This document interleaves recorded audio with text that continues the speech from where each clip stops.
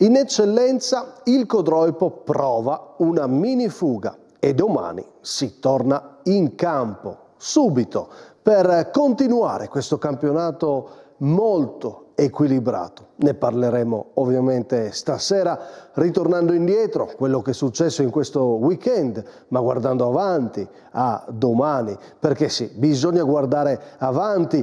Ripartono tutti i campionati domenica, dalla prima alla terza categoria, insomma ormai i treni che portano alle promozioni sono partiti e bisognerà prenderli nelle prossime giornate, come piace di più ad ognuno interpretare il calcio. Come ci ha detto Pittilino, a me piace così, e il Codroipo in questo momento con il suo stile di gioco, piacendosi, riesce a trovare un primato consistente, come non era mai stato finora in eccellenza.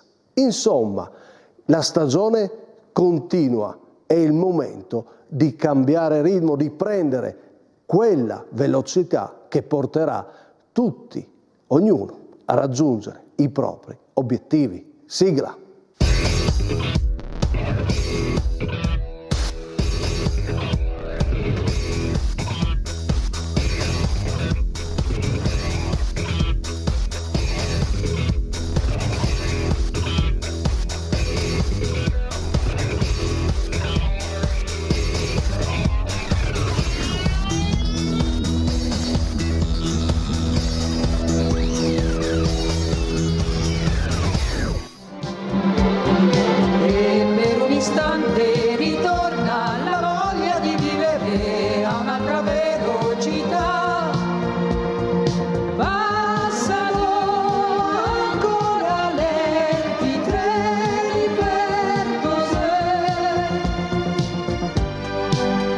Per certi motivi è meglio che si giochi così, quindi poi a me piace. Canzone esagerata per partire, però rigorosamente musica italiana, terzo tempo. Sì, i treni in cui intendiamo noi sono quelli che stanno partendo, perché adesso ripartono i campionati domenica di tutte le categorie, quindi si parte, insomma, bisogna salire chi vuole vincere sui treni che portano alla promozione e capire come piace vincere. Ad esempio, Pittilino è stato chiaro con il suo credo calcistico, sta guidando il Codroipo al momento verso la Serie D, perché la capolista più consapevole che ci sia mai stata finora in questa eccellenza equilibrata. Ne parliamo stasera con i nostri ospiti. Ben ritrovato a Jimbo Gerli. Ciao Massimo, buonasera. Buonasera Simone Fornasiere. Buonasera. Mister Max Rossi. Ciao Max, buonasera. E i nostri ospiti, torneremo a parlare di mondo arbitrale con Andrea Merlino. Buonasera Massimo. E parliamo di questi campionati che ripartono con la capolista che ha il maggior vantaggio in tutti i campionati dalla prima alla terza, Lorenzo Berlasso. Buonasera, grazie Massimo. Già preoccupato. Allora però, domanda iniziale, Pittilino, avete sentito? A me piace così, no? Parlando di come gioca il suo Codroipo, di come interpreta le gare, di qual è la sua idea di gioco. Ma voi vi chiedo, ma che calcio piace a voi? E magari fatemi un esempio pratico legato al mondo dilettantistico. Jimbo. Il mio è un calcio semplicissimo, pratico, soprattutto, fatto non di tante cose, ma fatte seriamente e anche bene, con grande voglia. Comunque sia, penso anche che sia importantissimo nel mondo dei dilettanti, parlo per quello che ho provato io, inserire anche il divertimento, che è un fattore molto importante, e dopo soprattutto aggiungo una ciliegina sulla torta, che è un po' di furbizia che a me mi piacerebbe vedere nei giocatori un po' di più come era ai miei tempi. Divertente, furbo. Non hai un esempio su cui basarci? Ma ero già furbo io per me stesso ai tempi, quindi... Fornasiere, vediamo. Intanto Pittilino, il treno Codroipo è una stazione dove si fermano tutti i treni, Esatto. vai a Mestre, Codroipo ti fermi, Perfetto. quindi è perfetto. A me piace il calcio offensivo, c'è poco da fare, devi giocare con 3 punte sempre. E quando mi dicono le punte, ma una deve tornare, non deve tornare nessuno, devo tornare tutti là. Hai un ricordo di qualcuno? No, però un ricordo sempre negli ultimi anni, quella che mi ha più impressionato l'altro anno, poi perse il Tamai con quel 4-3-3 nella semifinale playoff, lo fece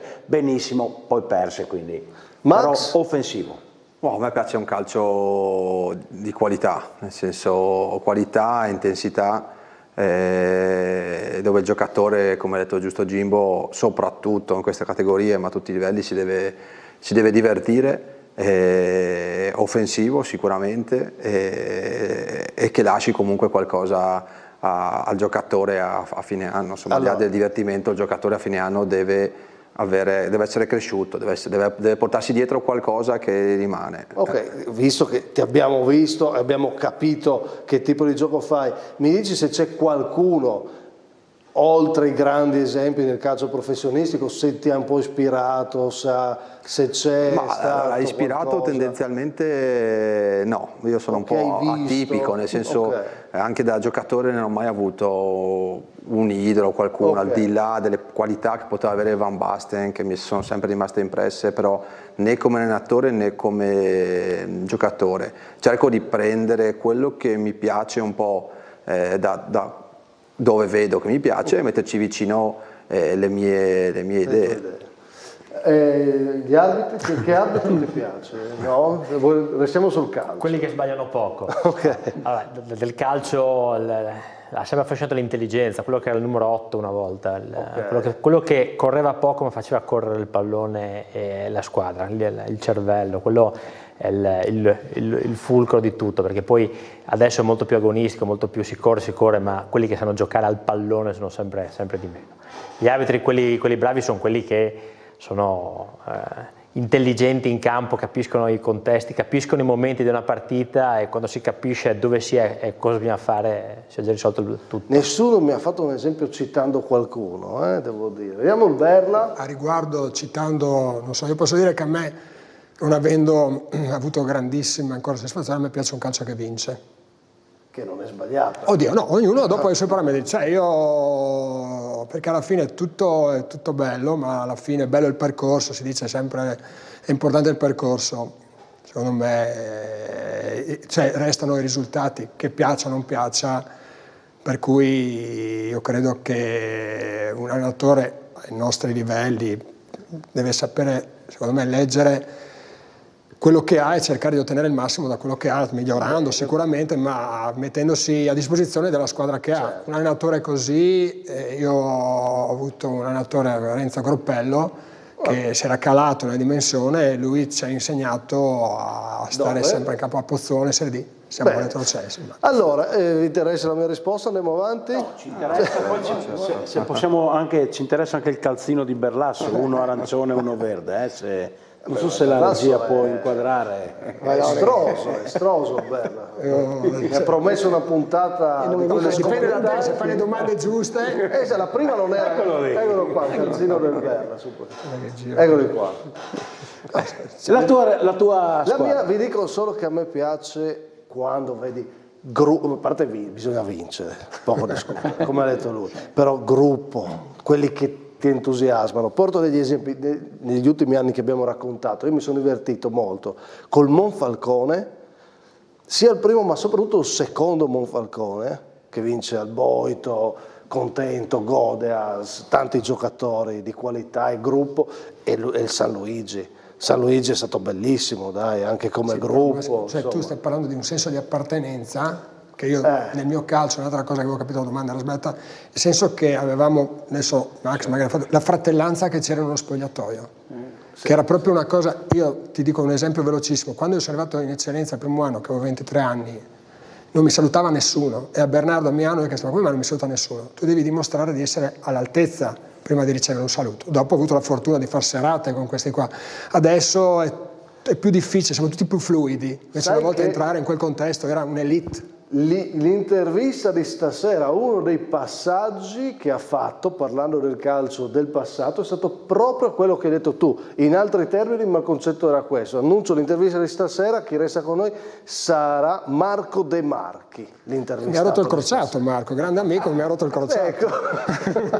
Amico. Tanto per restare a Codroipo, Tamai, amico, che saranno dei temi di stasera. Però abbiamo chiuso il primo argomento. Rapido servizio abbiamo dobbiamo parlare di quello che accadrà domani in campo, Serie D ed eccellenza. Riavvolgiamo il naso con la Serie D. Questa sera alle 19:30 è stato nostro ospite Crosara. Ti piacciono le punte, giocare con tante punte, ma ogni tanto ci vogliono i difensori, goleador con un passato da attaccante come Crosara. Servizio.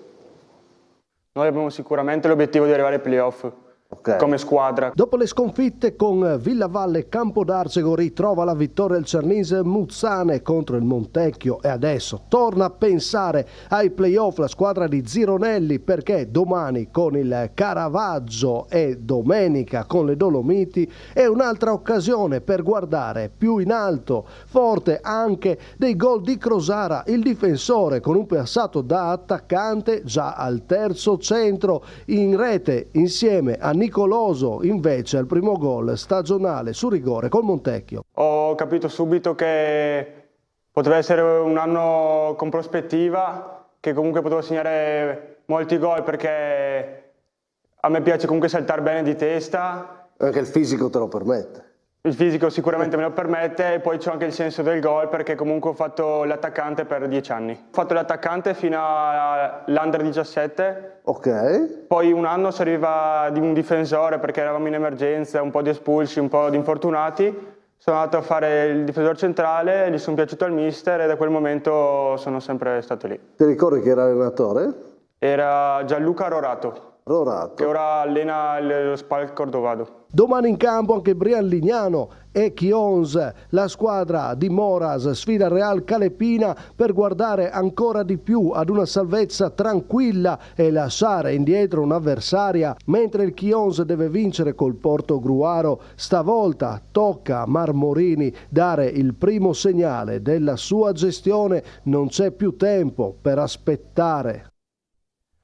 Chiudo solo sul Cernise Muzzane, Caravaggio domani, Simone e Dolomiti.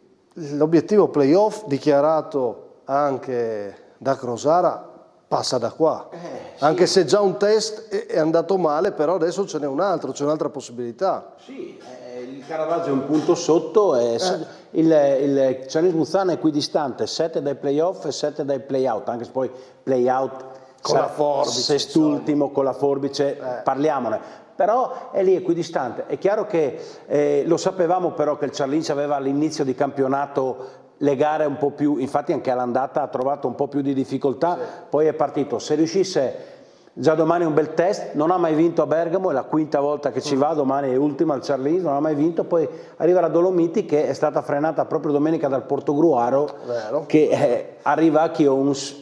Infatti, vado all'altra domanda, il prossimo turno della Serie D, il Cernise Muzzane per cercare di migliorare, il Brian Lignano al Tegil per staccare ad esempio il Real Calepina che è insieme in classifica, ma Rossi, mister, la spicca Chions Portogruaro è la sfida più importante di questo prossimo turno della Serie D, no? Sicuramente, Volbrian è una partita importante anche perché essendoci comunque Montecchio, Lavis, Montecchio vincendo rientrerebbe anche sul discorso forbice, quindi diventa importante, essendo anche uno scontro di squadre a pari punti. È chiaro che a questo punto invece la partita del Chions dopo il passo falso di domenica diventa, non dico definitiva perché insomma è decisiva, però al 90%, dai, in caso di risultato negativo è chiaro che dopo le cose diventerebbero veramente troppo complicate. Ecco, è arrivato col Bassano Marmorini, c'era poco tempo ovviamente per fare i miracoli, Bassano, Adriese ha incontrato, un'altra sfida complicata. Lavis l'ultima, prima ne ha avuto forse ancora una, non mi ricordo. No, mi sembra Bassano fuori, Adriese in casa e Lavis fuori. Ecco, questa sarebbe quindi la quarta. Ecco, adesso è la sfida, voi qua due allenatori, tre. Scusa, ti calcolo sempre, no, siccome hai giocato fino a ieri, io ti calcolo sempre come giocatore. Ma infatti hai ragione, Gimbo per me è il classico giocatore infinito. Ho tre allenatori, mi dite se adesso serve anche la prova dell'allenatore, cioè ci aspettiamo qualcosa dall'allenatore. Jimbo, scusa, parto da te. Adesso penso di sì, dopo 3 partite qualcosina c'è bisogno anche di lui, no? Domani devono assolutamente fare bene. Perché altrimenti è un po' brutto, ma diventerebbe una bocciatura proprio anche per per il diciamo nuovo che mister. avrà la possibilità adesso dopo il periodo di fare delle scelte sue, cioè, io credo che è arrivato, non è, magari si è dovuto anche appoggiare adesso dopo 3 partite, adesso cioè, domani io ritengo un test veramente fondamentale perché devi dare un segno, cioè, dopo non so, puoi anche pareggiare, ma devi fare una partita di un livello di intensità, di voglia, di desiderio di far risultato sopra le righe, perciò quello è importante. Assolutamente. Anche perché c'è Montecchio Lavis domani. Che si diceva Max. Poi per me la bocciatura, e spero che recuperi subito la buca a scuola, è a Lavis domenica. 2 volte Devi sotto vincere. il punteggio, cioè, Alla fine paga quello, paga l'Avis l'andata e l'Avis il ritorno. perso in casa con l'Avis e pareggiato Però là. sai, io non so, adesso, se questo allenatore che arriva da fuori, cioè mettermi nei suoi panni, perché vai in un mondo comunque, arrivi a Chios, magari questo... Sì, ma se accetti, sai che tu devi fare Sì, punti ma certo, subito. però voglio dire, non è che... se tu domani allora ti ribalto una cosa, domani vince beh, certo, e cambia. torna, allora ti dico domani, perché anche tu fuori casa là, non hai perso, non ha perso, perché hai dato 2 volte sotto, se tu hai una squadra che molla mentalmente 2 volte sotto la perdi. Invece Ha perso anche per episodi, con la comunque è Viese, rimontato. A Bassano, Cioè, adesso tu domani però devi dare un segnale, per quello ti dico, la ritengo importante, perché domani tu devi dare un segnale al campionato che tu sei vivo. Domani è dentro o fuori dal punto di vista mentale. Bravissimo, Domani sei morto, finito mentalmente nella testa dei giocatori. Anche l'adrenalina di un allenatore è già finita. ma proprio anche perché credo, dopo magari perdono domani, vincono tutti, si salvano magari. Ma lui che è arrivato ha bisogno di qualcosa proprio di fiducia. Domani È anche vero che a livello numerico ha lavorato poco, perché nel senso 4 partite, ma poi hanno giocato mercoledì, domenica, mercoledì, quindi fondamentalmente sono 20 giorni, neanche 18, però è chiaro che poi la 4ª partita ha una tua impronta, una tua idea, la squadra deve averla. Devi trasmettere, sì, Esatto. adesso deve arrivare. Partite, allenamenti, qualcosa ha provato. No, beh, certo, sì. Ma infatti adesso domani è... Dimmi, il cambio allenatore solitamente deve portare almeno quella scossa a livello proprio di carattere, di mettere la voglia in campo, quella poi, se come dicevi prima si sono fatti i gol da soli, c'è qualcosa probabilmente che è da sistemare a livello mentale, perché poi quando si inizia a rotolare è difficile, certo. è difficile, e domani proprio probabilmente per quello è anche la prova del 9, se riescono a dare quella scossa a livello anche di carattere, e basta una scintilla a volte per un risultato, una vittoria, un pareggio, anche di fortuna. Un palo dentro, un palo fuori. Sì, anche perché la classifica è brutta, ma non è così deficitaria, certo. È chiaro che però sono partite che devi dare risposte. Domani è una di quelle, abbiamo mostrato, insomma, c'è anche Brian Calepina da tenere sott'occhio, e poi invece per altre considerazioni il Cernis Muzzane. Ma abbiamo parlato di un difensore che fa gol, Crosara, per il Cernis Muzzane 3 reti, e l'ultima proprio domenica, e allora io parto, perché adesso dobbiamo entrare nel grande capitolo dell'eccellenza, parto con la prima nomination, ed è un giocatore, e ho scelto, non è un difensore, ma non è neanche propriamente un attaccante. Parliamo di uno dei protagonisti di questa giornata, nominato miglior giocatore, via.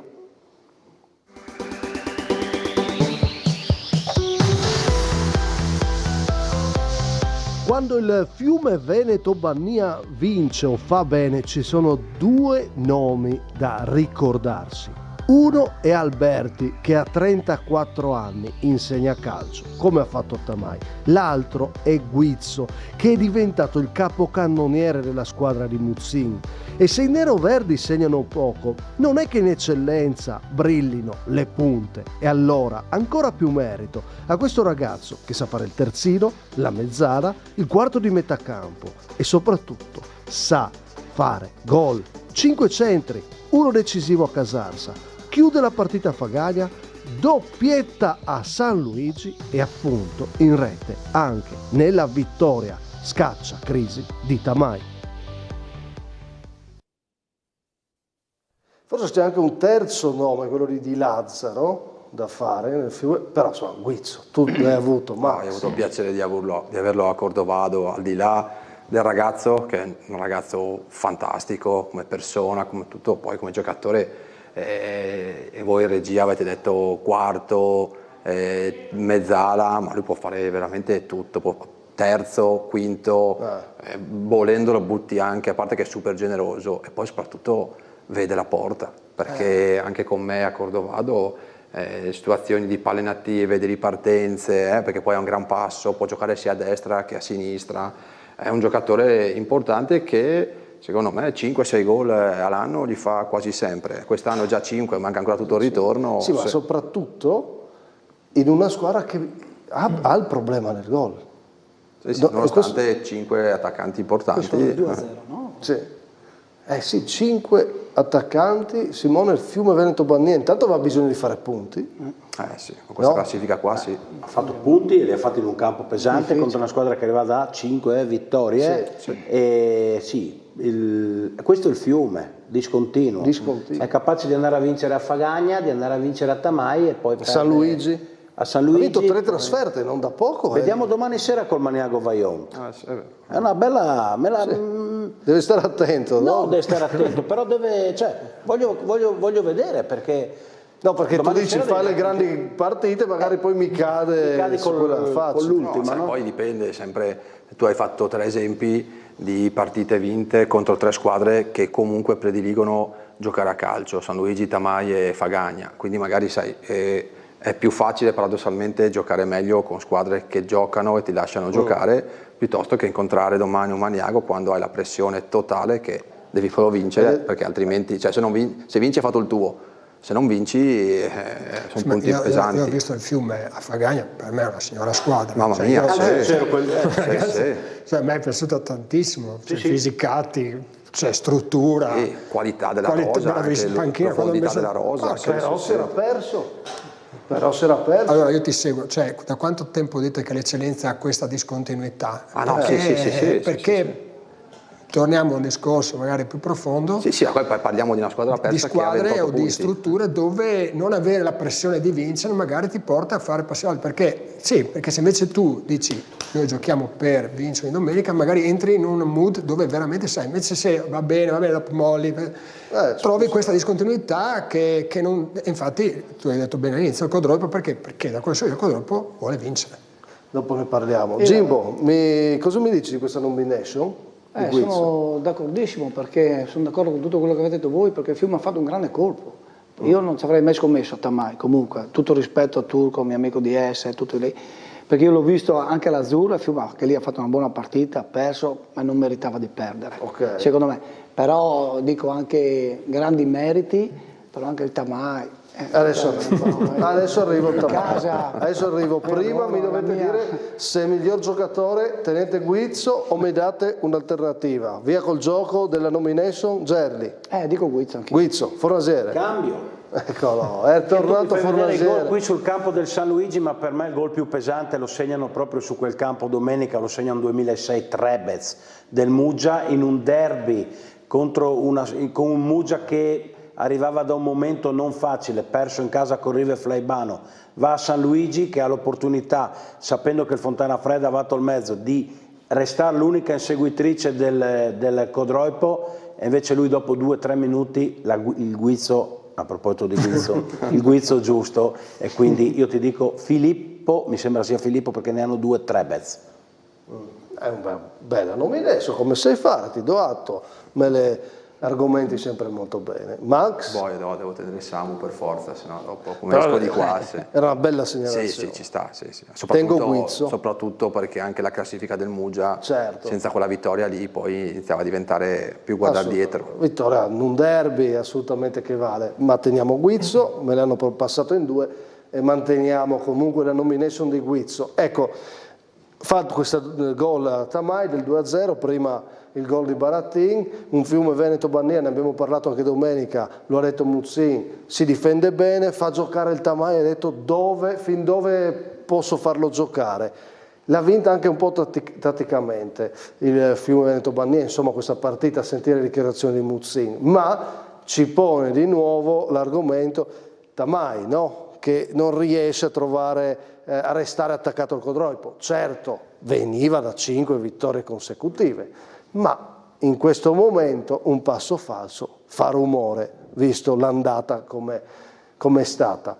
Domenica ha da tutto campo mister Moroso, che tra l'altro è stato secondo di De Agostini, ex Tamai. Sentite cosa ha detto, che considerazione ha fatto sul Tamai. il campionato è lungo, hanno dimostrato comunque che lo scorso anno possono fare filotti importanti. Secondo me al terzo anno di una gestione tecnica probabilmente mi aspettavo qualcosina in più, se calcolo che al primo anno del progetto tecnico del Codroipo hanno vinto Coppa e sono in testa al campionato, manca qualcosina, ecco, manca qua mi rispondete però, perché... ha ragione lui, ha ragione. Sono d'accordo con Gabriele, pienamente d'accordo con lui. Codroipo sta dimostrando che al primo anno ha già le idee molto chiare, e Tamai è il terzo anno, però non voglio mettere sentenze, perché il campionato non permette la sentenza. Assolutamente no. Facciamo gli eroi. Cosa succede qua? Si discuteva, adesso però dite le cose. Il primo anno di Pitilino, però l'anno scorso è arrivato quarto il Codroipo, cioè. Però è il primo anno di Pitilino. Sì, certo, però è una squadra che... Anche il primo anno di Conte a Napoli, allora. Cioè, ma non è che il Napoli nasce ieri. È una squadra che è arrivata quarta, è una squadra che a dicembre o novembre, adesso non so, comunque, non dico che era in difficoltà, ma non stava rendendo, parlo del Codroipo, come doveva, e tu, Staffi, Ruffo, cioè sì, no, non ha preso davanti, cioè... È un merito, io do merito al Codroipo che abbia questa... Ma no, certo. Cioè... No, dopo veniamo al Codroipo, ma mettiamo che non sia il primo, sarà il secondo però. No, certo. Per puntare a un certo tipo di campionato. Non sono gli anni, secondo me, che dicono, cioè non è che tu perché sei 3 anni in un progetto devi essere per forza avanti di chi è 2 anni in un progetto. No, ma allora il discorso che a inizio anno il Tamai con quella rosa lì, mettendoci poi vicino i 2 pezzi, 3 che ha preso, che partisse per stare davanti, penso che fosse stata una cosa ovvia. Poi non è così scontata, ma soprattutto, ti ripeto, e ti dico le stesse cose che tiro l'acqua magari un po' al mulino di noi allenatori, che ti dicevo l'altra volta, ti dicevo l'anno scorso, siamo a gennaio, cioè, il Tamai ha fatto 5 vittorie e una sconfitta, fai lo stesso percorso da qui alla fine, 5 vittorie e una sconfitta, 5 vittorie e una sconfitta, vince campionato. Non lo so. Insomma, 15 punti su 18 da qui alla fine vuol dire perdere 9 punti alla fine. Però Max, certo. L'anno scorso però il Tamai, giovedì di ritorno all'andata, il Tamai l'anno scorso aveva 1 punto più di me. Sì, ma tu devi leggere quest'anno, devi anche dirmi, ti sembra una squadra da 5 una sconfitta o che ha ancora in possibili passi fasi? Dobbiamo fare anche una lettura Max su quello che vediamo. Cioè, lui fa il suo, noi facciamo il allenatore, ha ragione, tu giustamente fai il giornalista e devi farlo anche in maniera critica, valutando il fatto che il Tamai, se aveva quei punti lì giorni di andata, qualche problema l'aveva. Certo. Secondo me l'hanno risolto, perché dopo se hanno accelerato così vuol dire che l'hanno risolto. Scusami? Ma ce l'ha anche adesso qualche problema. Sì, però voglio dire, aspetta, però arrivi da 6 partite che hai fatto una sconfitta e 5 vittorie. Quello che sorprende è che una giornata storta, una squadra che vince o che vuole vincere, cosa fa? Una giornata storta X. Però questo magari si può dire, perché tu dici giornata storta, mancano 3 giocatori. In questo momento cambia poco, X o 0 è un punto. Però la differenza in questo momento classifica però. Però la differenza in questo momento adesso io non so che il Codroipo ne ha perse 2 sole. Quello che ha perso di meno. Il Tamai ne ha perse forse 6. Cioè 4 punti in più, 4 punti in più vuol dire che sei secondo a meno 4. Con lo scontro diretto è diverso. Ma la proiezione del Tamai non può essere 31 punti in questa eccellenza. Io continuo, lo dico da inizio anno e mi dispiace Tamai, però io la penso così, la proiezione del Tamai deve essere almeno 40 punti in questa eccellenza. E uno può dirmi no, perché devi fare altre valutazioni, ma io resto della mia, che il Tamai ha tutto, tra cui anche la storicità e il percorso triennale per essere a 40 punti. Il Brian triennale ha voglia che ne aveva 40 oggi? No, sì.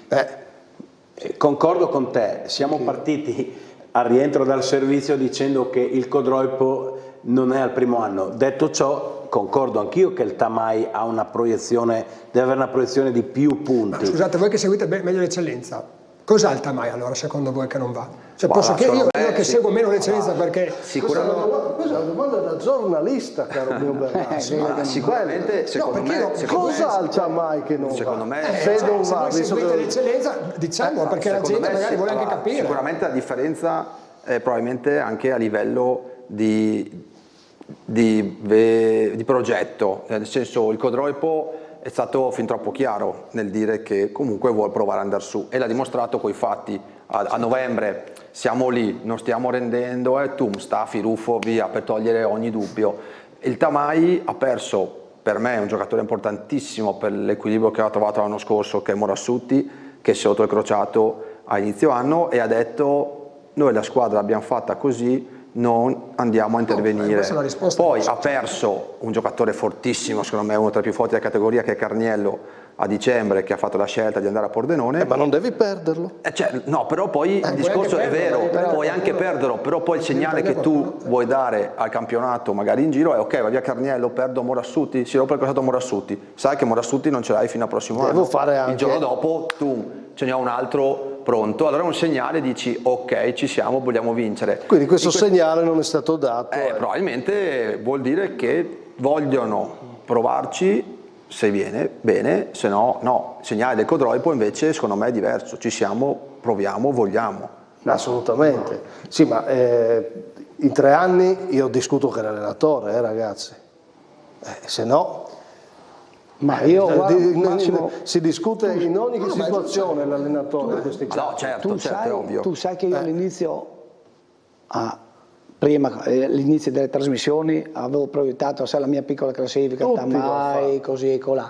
Però al mister devo dire una cosa: loro hanno perso i giocatori, però hanno un bacino là che devono rimediare subito. Certo, ma è quello che dico io, no? Io dico, se tu vuoi dare un segnale, come dici tu, il bacino che hanno loro lì, la fortuna di essere lì, è che lo potevano così, lo e dopo c'è da dire anche un'altra cosa. Dopo c'è da dire un'altra cosa. Evidentemente se tu non fai il passettino oltre, vuol dire che bravo, vuol dire che non lo vogliono ancora, vogliono arrivare con i tempi e con le logiche da Tamai, e questo è anche però da lasciare, da valorare. Ma il rischio dopo 3 anni, scusami, il rischio dopo 3 anni che non è che devi, cioè rischi che quest'anno devi rifondare, perché se tu dopo 3 anni non riesci, qualcosina dovrai toccare, però questa eccellenza ti dà ancora. Avete sentito Tomei?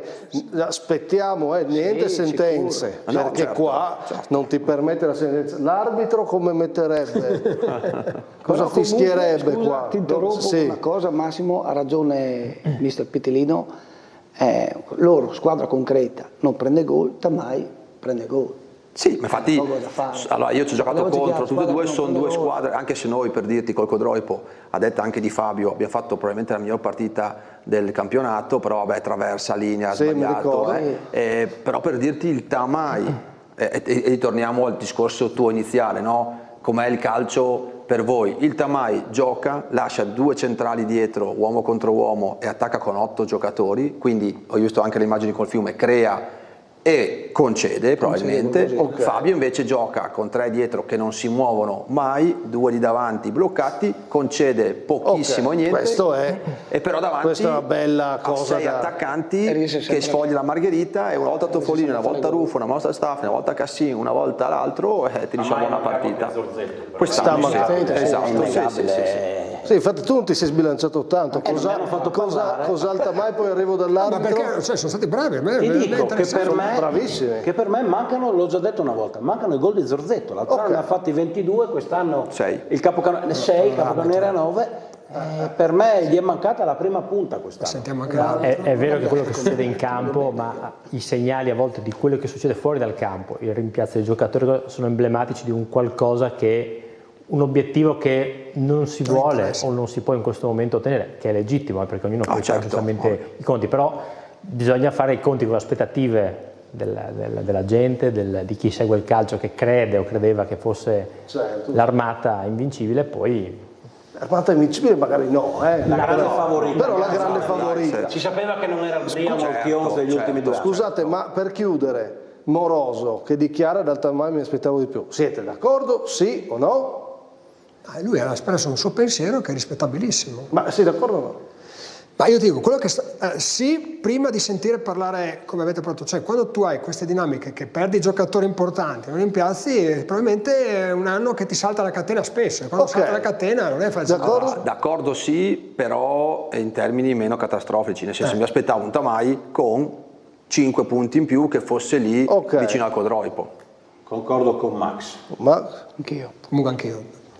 Quindi Ci può stare, ma con le dovute letture, precauzioni, eccetera. E poi ci ha insegnato questa eccellenza che è vietato far funerali o matrimoni. Esatto. Ma è per i limiti di squadre come il Tamai che ce lo insegna, perché se il Tamai è forte, come abbiamo detto, non ti insegnerebbe questo, l'eccellenza. Guarderebbe dall'alto e parleremo adesso della minifuga, sì, ma la minifuga la fa il Codroipo. Abbiamo parlato di 40 punti, avrebbe 2 punti più del Codroipo, comunque sarebbe vivo il campionato. Parleresti di corsa 2, però, forse. Adesso ancora non si sa.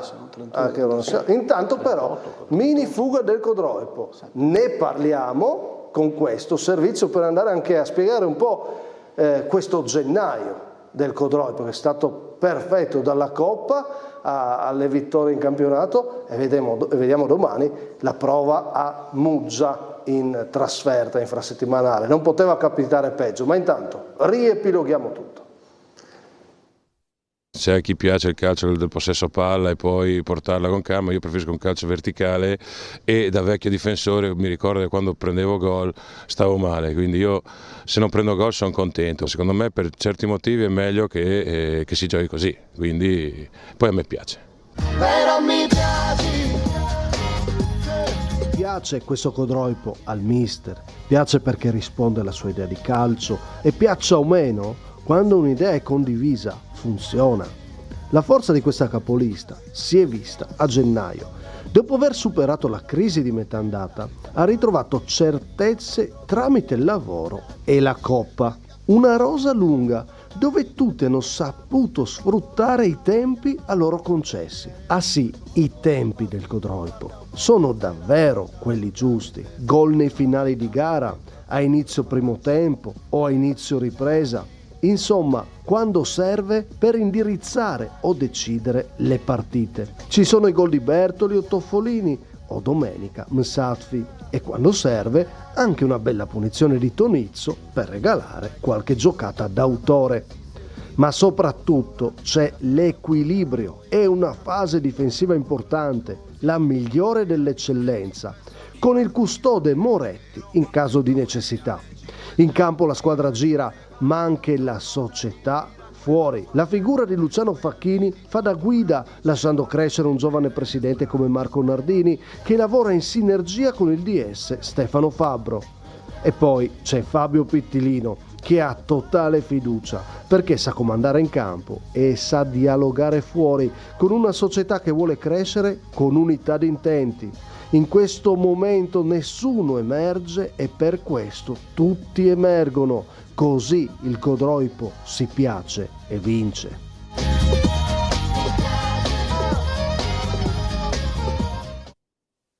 Tu sei passato da Codroipo, no? Io ho gettato il seme. Cazzo ridi, è vero?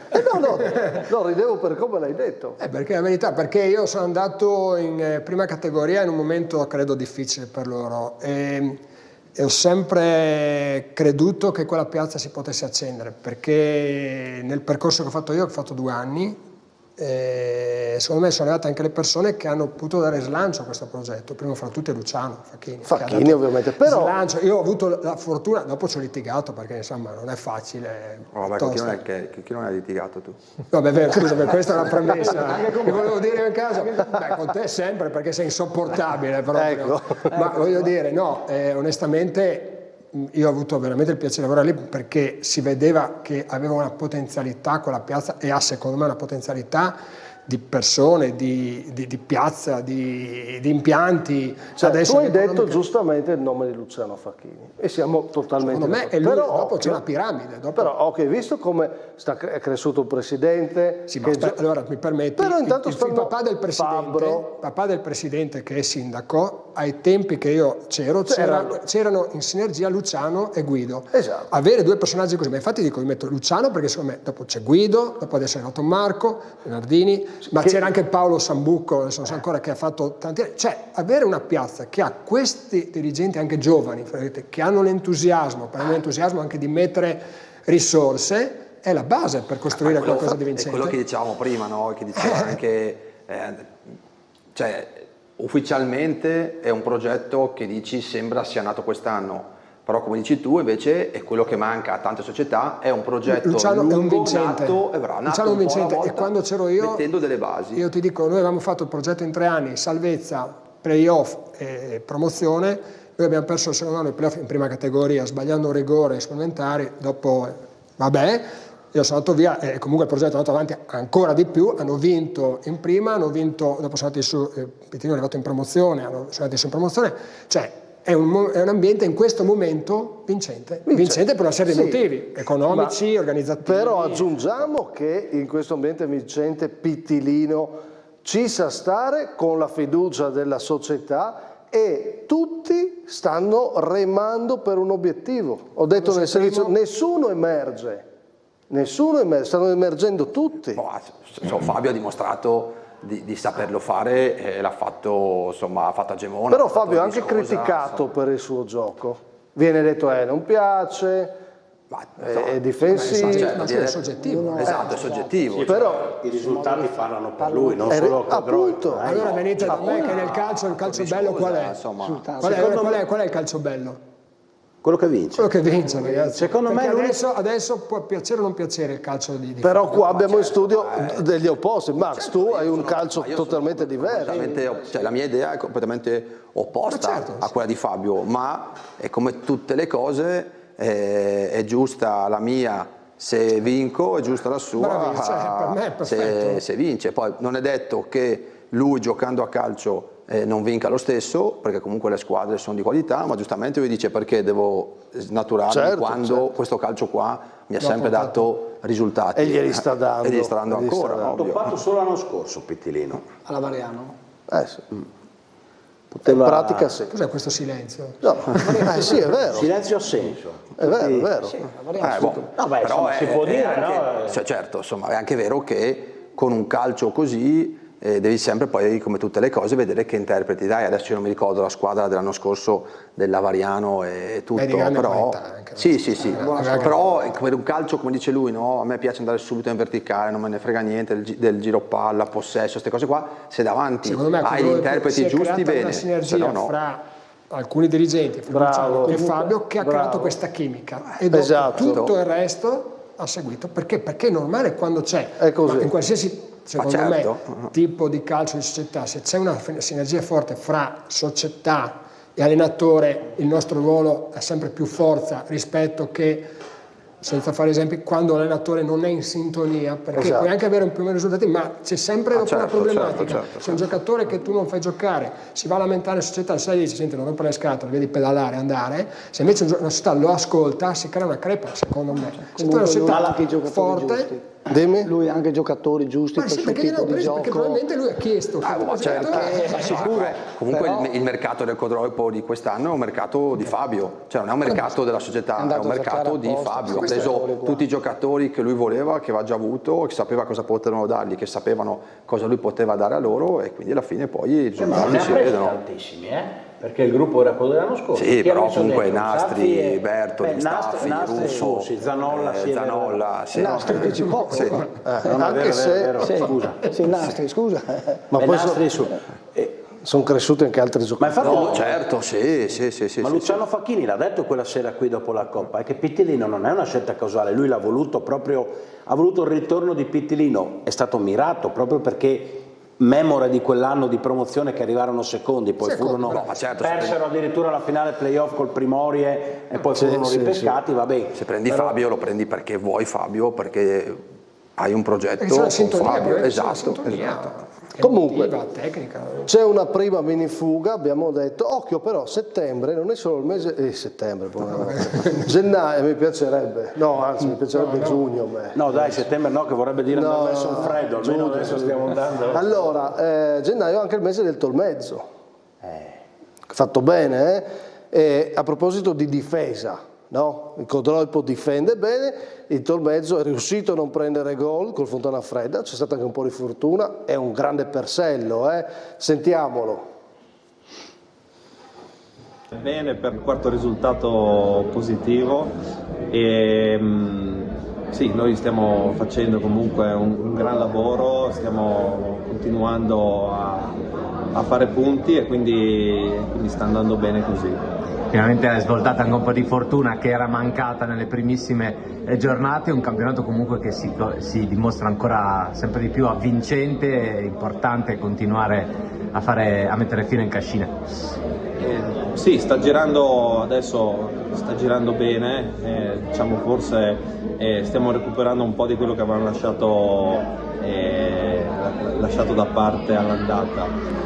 Sì, noi continuiamo comunque a fare il nostro e fortunatamente siamo stati comunque tutti bravi a resistere e a non farli pareggiare. Simone, visto che eri lì, che mi dici? A Persello, ragazzi, veramente mi è sembrato di rivedere, era un po' di partite che al Tolmezzo non lo vedevo, di rivedere il Persello di quella gemonese di Pittilino, proprio che secondo me quell'anno è stato l'anno che vinse il Ciarlins, è stato il difensore più forte di tutta la categoria. Tosto, bella partita, credo che il risultato non sia bugiardo, ma non sarebbe stato bugiardo neanche se pareggiava il Fontana Fredda, sì, che ha avuto delle occasioni. Però il Tolmezzo, primo tempo qualcosa di più, Miro, l'ho fatto un paio di interventi importanti. C'è nelle migliori parate. Però il Tolmezzo dietro una buona solidità. Occhio che domani con San Luigi è interessante, per chi vuole stare nelle posizioni più nobili dell'eccellenza. Guardiamo il prossimo turno. Operazione sorpasso, Operazione sorpasso, esatto, c'è questa partita interessante, c'è ovviamente, abbiamo parlato tanto del Codroipo che va a Muggia, non è una trasferta facile, di mercoledì sera con il Muggia che arriva alla vittoria con il San Luigi. Devo dire interessantissima Fagagna Tamai, io ho visto un buon Fagagna Codroipo, ecco, quindi mi dite qual è la partita, per chi è la partita più delicata domani sera alle 20 sui campi del Friuli Venezia Giulia? Merlino? Fagagna Tamai, per le motivazioni dette prima del Tamai. Capire che se c'è o se... È la partita più delicata, quindi. Secondo me sì. Per Berlasso? Io ti dico, sono UFM Azzurra perché secondo me, torniamo al discorso Tamai, anche l'Azzurra deve trovare, non è facile come andare a fare punti a Falcone. Comunque ha fatto un buon punto a Gorizia.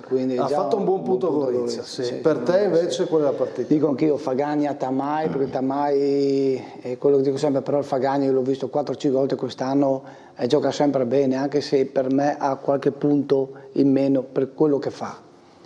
Allora, premesso che magari gli allenatori me lo possono confermare, le partite del mercoledì sono sempre strane, perché magari uno domani che uno lavora, va a lavorare alle 7 di mattina e ora anche perché se guardi gli abbinamenti la San Vitese va a Cras e il San Luigi va a Tolmezzo, quindi bisogna finire presto di tipo per te il mercoledì sera non è un grande problema, io opterei per giocare sempre il mercoledì sera, come io opterei sempre per allenarmi alle 11 di mattina. Chi te frega, chi lavora? No, per me invece la partita più delicata è quella del Codroipo, perché per la prima volta ha trovato l'allungo, va su un campo lontano innanzitutto, va su un campo difficile dove è vero, l'ultima volta arriva ha fatto poker di reti, quindi ci sarà anche un po' di rivalsa davanti al proprio pubblico del Muggia che arriva dalla vittoria pesante, rispetto a San Luigi. Quindi per me domani non è la prova, sì, la prova del 9 per 2 fa 18, è un po' la prova del 9 per il Codroipo, campo difficile Muggia. Max, tu cosa Io vado controcorrente e ti dico Juventina Chiarbola, perché le 4 sotto sono a questo momento sono tutte staccate, quintultima e sestultima sono proprio Juventina e Chiarbola. Chi perde potrebbe sentire un po' di pressione dietro, chi vince invece può rifiatare un po', perché vincendo in questo campionato qua è un controsorpasso, salti 4-5 squadre. Anche lì Juventina se vince può sorpassare il Chiarbola, quindi anche il Chiarbola non vuole... Sì, bella gara anche quella lì. Sono belle. E poi abbiamo detto Tolmezzo San Luigi, che è diventata bella perché il Tolmezzo è stato molto bravo in questo mese di gennaio a rilanciarsi per i quartieri alti. Ovviamente seguiremo diverse di queste partite e giovedì 19:30 sarà come un lunedì per noi, vi proporremo più immagini possibili, le 3 di Serie D, le 3 regionali e le migliori partite di domani sera del turno infrasettimanale. Fermiamoci, pubblicità e poi dobbiamo andare con il secondo tempo di terzo tempo, le altre nomination, parlare di questa prima categoria che riparte non solo, gli episodi arbitrali, stasera parliamo di vantaggio, come lui ha un vantaggio bello, 7 punti nella seconda, parliamo della regola del vantaggio. Torniamo dopo la pubblicità, a fra poco.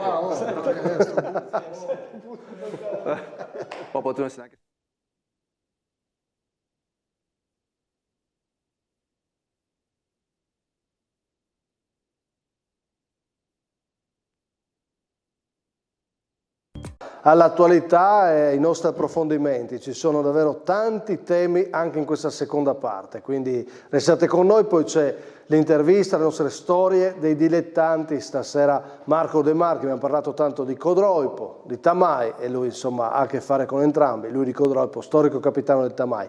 Bene, ripartiamo con le nomination, tocca alla miglior squadra, vediamo.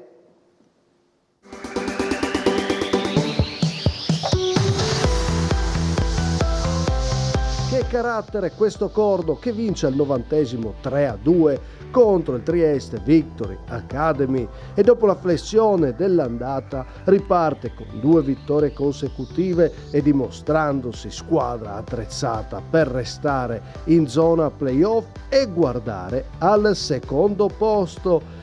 Codermac, Leban, D'Urso, Dorigo, nomi decisivi nella vittoria di domenica, ma in generale è la squadra che funziona e si dimostra pronta per restare costantemente in alto, guardare dietro, non le compete.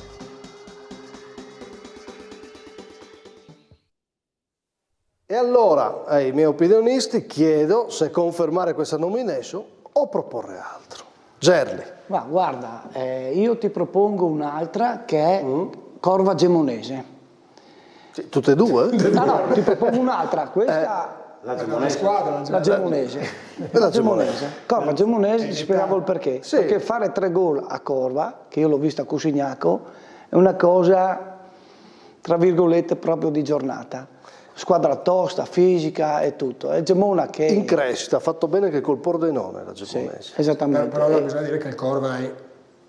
lo so, però io l'ho visto a Cusignaco... Infatti è una situazione... Cioè, l'ho visto a Cusignaco, guarda una squadra fisica, corre, però il Gemonese ha fatto 3 gol là, io... Beh, Corva, io ho detto domenica quando ho visto il risultato, ora è presto, appena tornato, ma anche da Stoico che è già stato lì, mi aspetterò. Ci aspetteremo, no? Un po' di risultati, ma è appena tornato. Però te la tengo buona, mi piace, perché ho visto la Gemonese, comunque aveva bisogno di punti, lo fa comunque in un campo importante. Forrasere. Allora la cambio anch'io, quella di Jimbo sarebbe... Però, scusami, ok, me le cambiate. Risultato importante, Stavo dicendo. Però Massimo dovresti capire che se te la cambiano tutta la tua scelta non è stata brutta. Infatti, se me la cambiano tutti... 2 belle vittorie, Corno a Trieste Victory, perché su quel sintetico lì non è mai facile, e quindi a Trieste sappiamo che... Data un po' in crisi a Trieste Victory. Appunto. Il Corva, bella vittoria gemonese, ma mi sembra che le ultime settimane il Corva forte, ma non esce. Io parlo per me, che ho visto. Per me la squadra è il Tolmezzo, perché una squadra che ha vinto 4 partite di fila, domenica ospita su un campo difficile, nel senso che pioveva, quindi ci voleva fisicità, tutto. Va in vantaggio dopo 2 minuti con la seconda in classifica, che sa che la prima il giorno prima, scusami il gioco di parole, ha vinto ed è già scappata a 4 punti. Va in vantaggio, vince la sua 4ª partita di fila, per me il Tolmezzo è la squadra di giornata. Perché quarta? Ah, sì, certo. Va chiuso l'andata. Tieni anche dicembre, ok. No, però va bene. Non gli va giù quella... No, abbiamo già nel mese di gennaio Madi e Serrini per il Tolmezzo, ma a dimostrazione di che mese è stato per il Tolmezzo, ma così fanno una te la potrei passare. Dimmi, Max. Anch'io sono deciso tra la scelta tua e quella di Simone, comunque il Tolmezzo... Dai, scegli tu. Allora anch'io ti dico Tolmezzo, perché è importante. Sì. Vabbè, avete deciso voi. Alla fine Gerli passerà un giorno una tua nomination qualche volta. È passata? Una di seconda categoria. Dalla prossima settimana tornerà in grande forma. Passare. Va bene. Miglior allenatore, restiamo in promozione.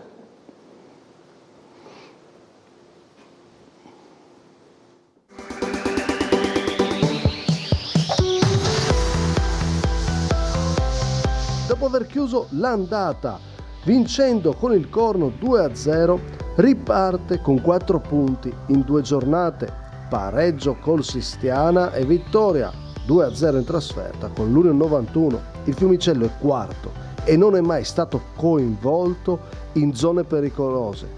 Il merito di questa stagione va sicuramente alla squadra, alla società, ma anche a questo allenatore che lavora bene e dove è stato ha sempre dimostrato le sue qualità. Prima che tu venga a cambiarmi Pavic, sta facendo un lavorone a Fiumicello. Assolutamente, ma chi ti ha detto che lo cambio? Sì, lo cambio, però no, sta facendo un grande campionato Pavic, bravo, Marco Pavic, bravo. Perché lo cambi? Perché voglio fare una nomination a simpatia. Vabbè. Capiscimi? No, io nomino Trentin dell'Ancona Lumignaco, Immaginavo. perché secondo me andare a fare 2-2 sul campo della Varian Mortean quando sei praticamente sportivamente morto, io gli voglio bene e gli do la nomination, solo per questo motivo, perché ha fatto 2-2 su un campo dove ne ha presi 4 tutti. Sì, ma doveva vincere con la Manzanese. Ma facciamo di domenica, no? Le nomination, sì, mica di quella prima. Ho capito. E da questo punto sottolineiamo anche la doppietta dell'ex Tomada. Però io ti ripeto, perché in un campo dove sei destinato a prenderne 6, lui fa il 2-2.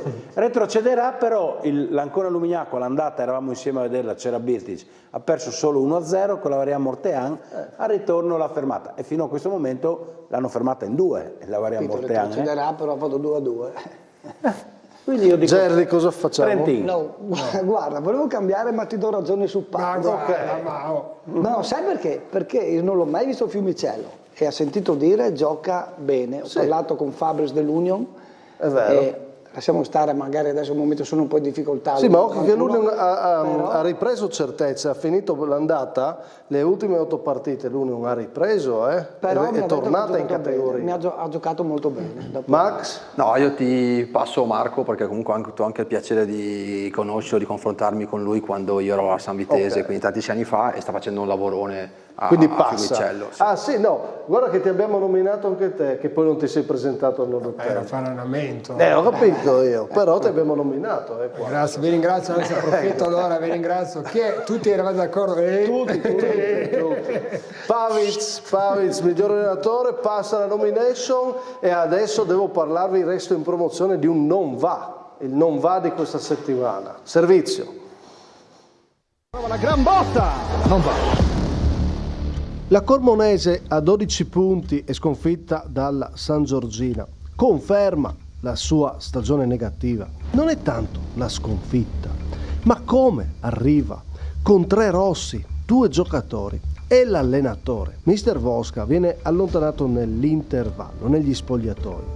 Mosetti e Samba espulsi, rosso diretto, forse esagerato, come esagerata è evidentemente la reazione del giocatore, e doppio giallo invece per Samba, che esce imprecando con l'arbitro.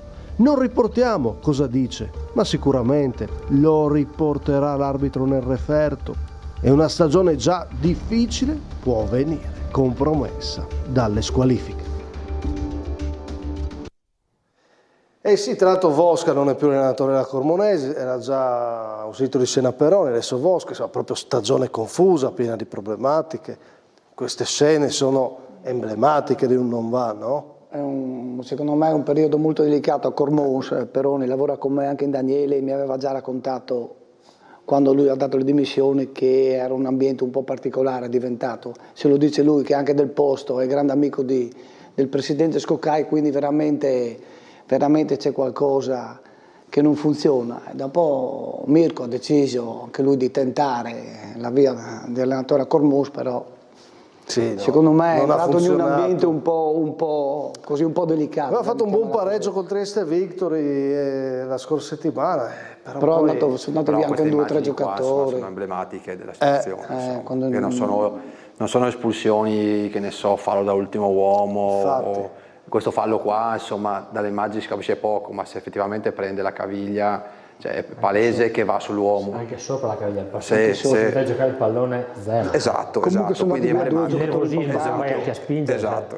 Quanto rischi con una spinta? Rischi tanto, no? Rischi parecchie giornate, perché comunque messo Rosso chiaramente non gli avrà fatto sicuramente male, ma comunque secondo me almeno 4 giornate credo che possono essere. Sai che io mi piace, allora capisci, non va bene la spinta, però è una frazione di secondo, no? che ti viene di fare qualcosa e non puoi farlo, non giustifico. A me mi piace meno un giocatore che esce come è uscito Samba, con la scena, rivolgendosi così con l'arbitro, è da rissa, non è da campo. Mettendo le mani addosso. Mettere la mano addosso non si fa. No, ma è un ragionamento come se domani mettono una multa al vigile e lo spintono via. Cioè è un qualcosa che non va bene né in campo né fuori, cioè è una questione di ruoli. Giusto. Credo che ma anche la protesta, poi dopo non si sente quello che ha detto, ma ha detto una cosa. Ha detto cose pesanti, vedremo se le riporta nel referto. Anche perché la seconda munizione, penso, da quello che ho capito, è per protesta. Quindi non è per il fallo che magari c'è, non c'è. La prima espulsione è più brutta a livello personale e di immagine del giocatore, tutto. La seconda, secondo me, risalta di più invece il momento della società, la frustrazione. Nel momento, perché chiaramente il nervosismo monta. Esatto.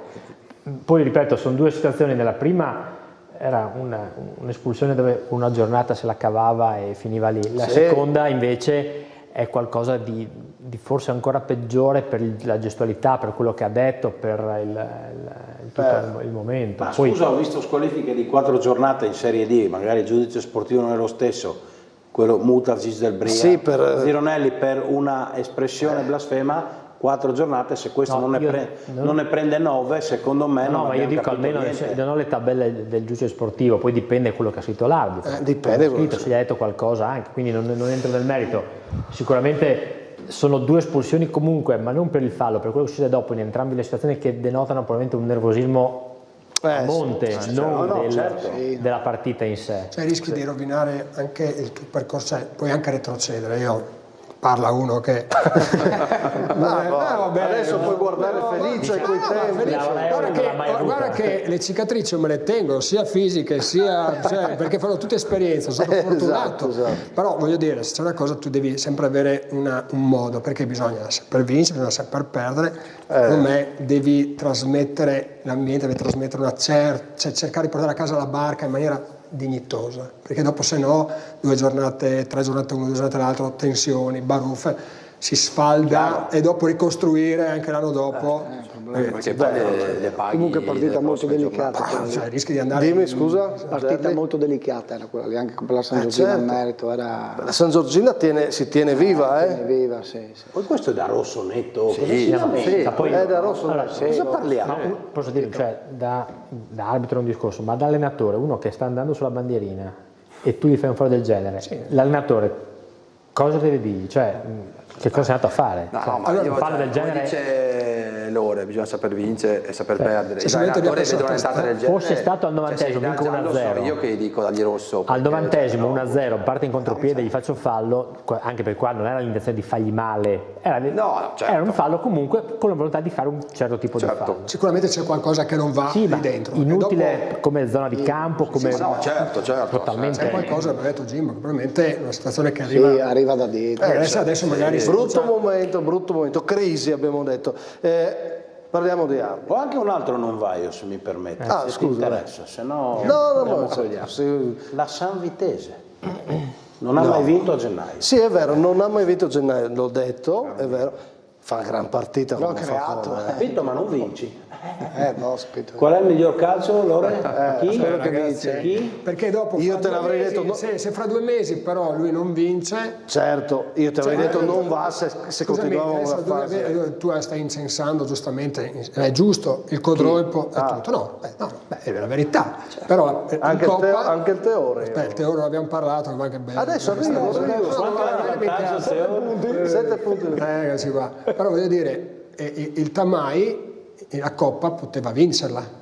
Certo. E lì cambia forse anche il post. Certo. Allora, purtroppo è giusto analizzare, perché noi secondo me dobbiamo portare a casa, perché è brutto da dire il risultato, perché adesso la pagnotta nel senso, cioè il poter continuare a allenare.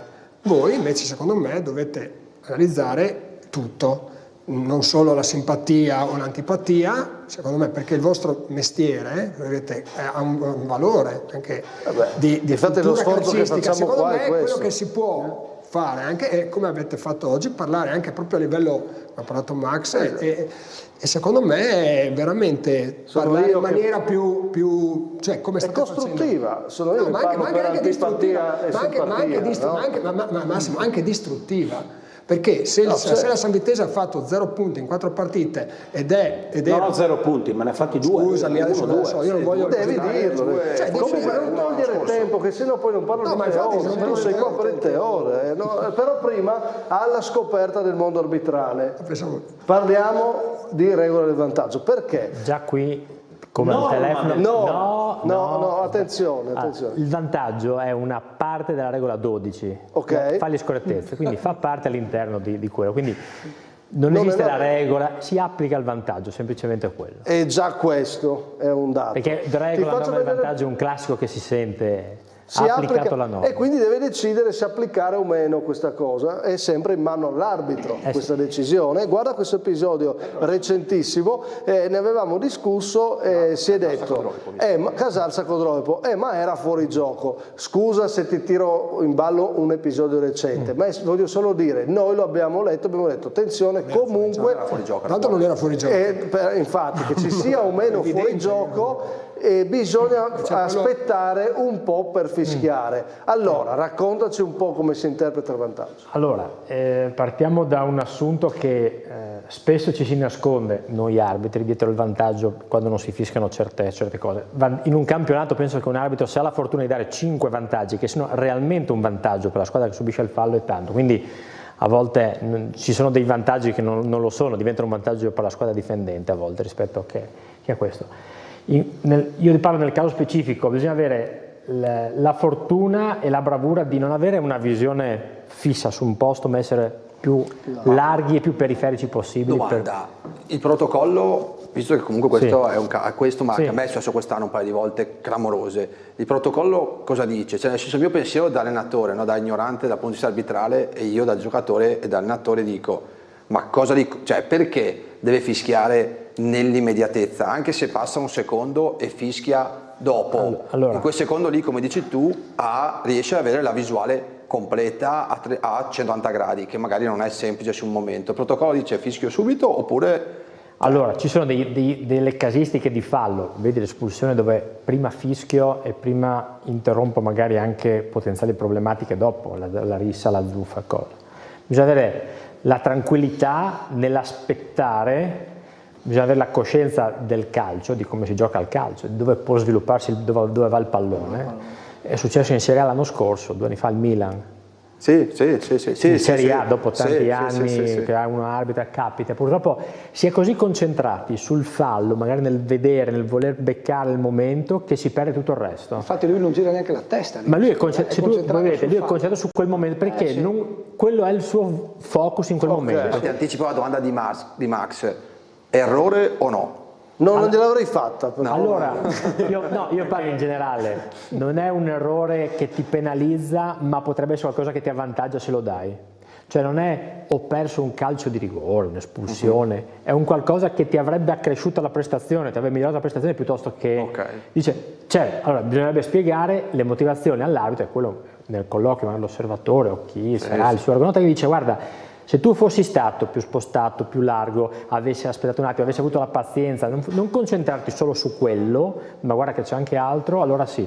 Vediamo l'episodio che hai portato tu, l'altro episodio, quindi perché ci vuoi parlare di un episodio del passato, delle nostre partite e della Spaldi Rossi, forse? Sì, della Spaldi Rossi. Se ci fermiamo solo qua un attimo dopo, vediamo l'azione, ecco. Quindi poi non succede niente. Si ferma proprio all'inizio dell'azione, c'è un fallo la vittoria a Corno. Ecco qui, se ci fermiamo qui, allora c'è il fallo chiaramente del difendente bianco, l'arbitro dà il vantaggio perché sono fronte alla porta, al corridoio centrale, il pallone sta andando verso l'attaccante, fa benissimo a dare il vantaggio, qui possiamo far andare avanti le immagini, indirimente il fatto che l'attaccante stoppi o meno il pallone o che tiri in porta, perché tante volte si vede calcia in porta, non fa gol, allora non è il vantaggio, no, il vantaggio si concretizza nel momento in cui l'attaccante gioca il pallone. Ok. Sì. Ma lei scusa, l'arbitro poi è fischiato e è tornato indietro o secondo te hanno ripreso con la rimessa dal fondo? No, ha giocato il pallone, ha sbagliato lo stop. Quindi questo è un caso limite, nel momento in cui avesse stoppato il pallone, comunque avesse anche calciato fuori, il vantaggio mai si è concretizzato nel momento in cui gioco il pallone.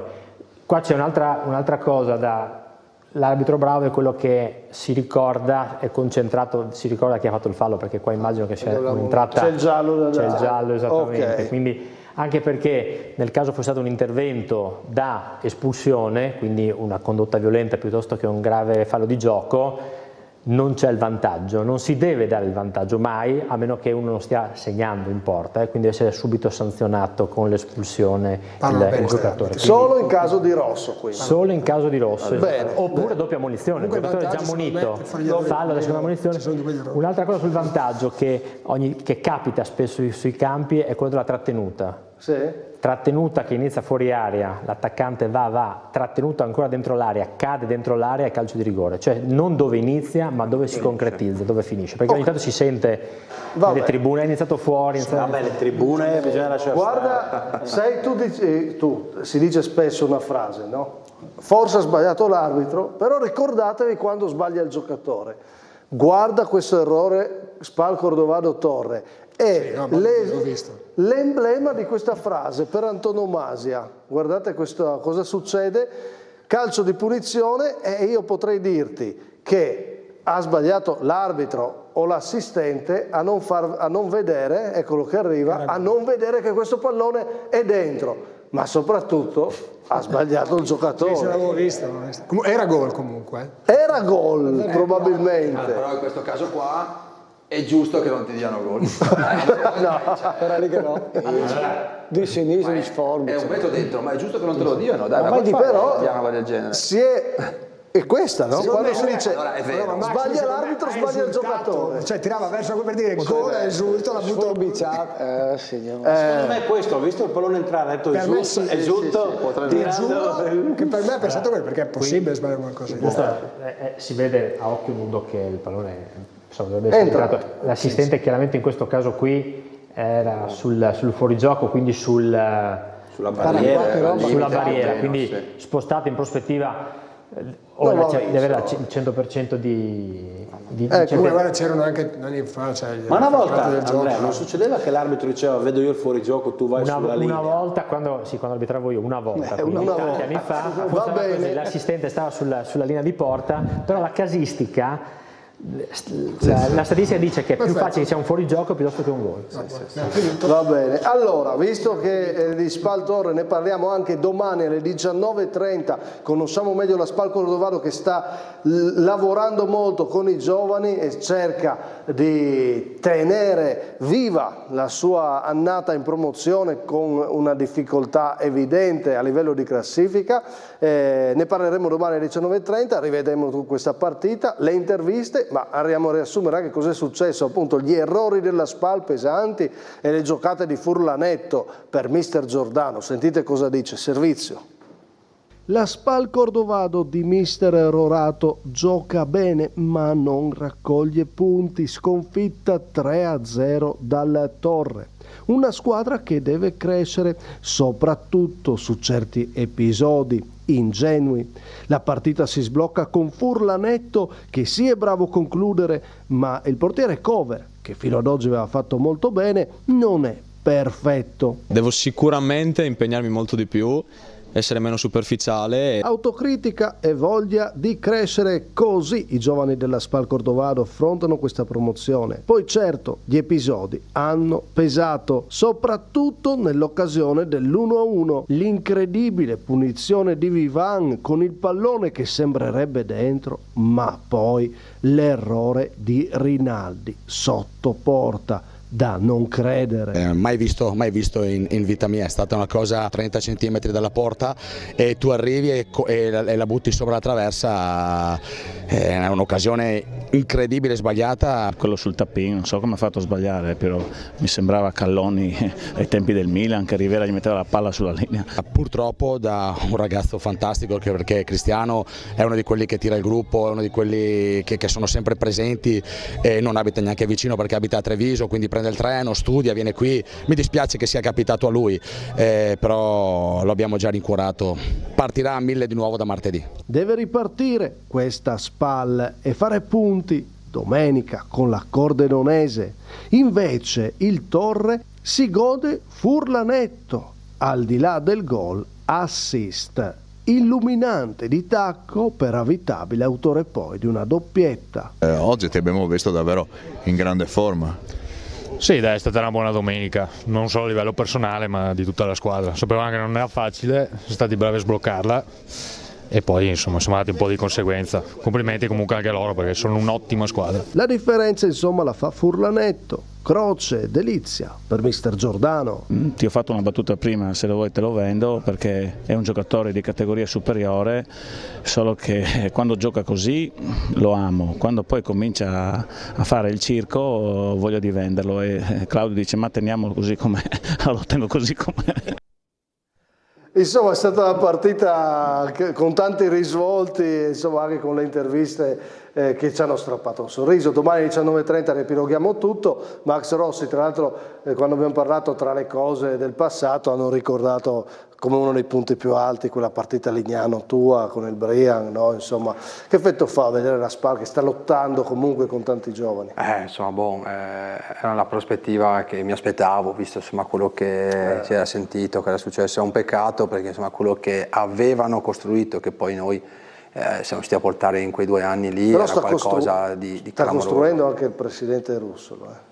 Sì, comunque l'idea loro... Un'altra cosa. Esatto, l'idea loro è comunque quella di ripartire, una squadra giovane l'anno scorso, squadra giovane quest'anno, è giusto che sia così. Poi è chiaro che quest'anno in questa categoria qua era un terno, cioè si salva chi può salvarsi, il resto veramente diventa difficile, però magari partire dalla prima con un progetto, come diciamo prima, avere un progetto valido alle spalle può portare a risalire magari con calma. E allora parliamo di questa prima categoria che ripartono tutti i campionati, la notizia molto bella è che arriva a febbraio e finisce gennaio, il mese più lungo possibile, soprattutto quest'anno, non so, voi ho una sensazione sia infinito, gennaio impegnativo, e stasera noi chiudiamo le nomination di gennaio, mancano i gol e le parate, arriviamo fra poco, ma come detto a febbraio ripartono tutti, servizio.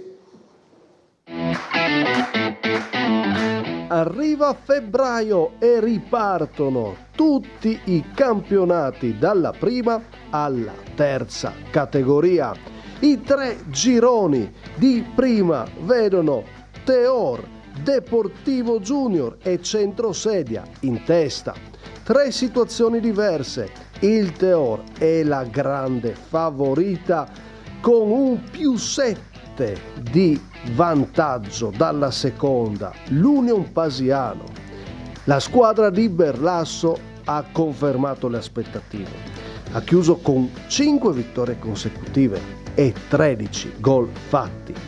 Nel girone B il Deportivo è a +6 dalla seconda.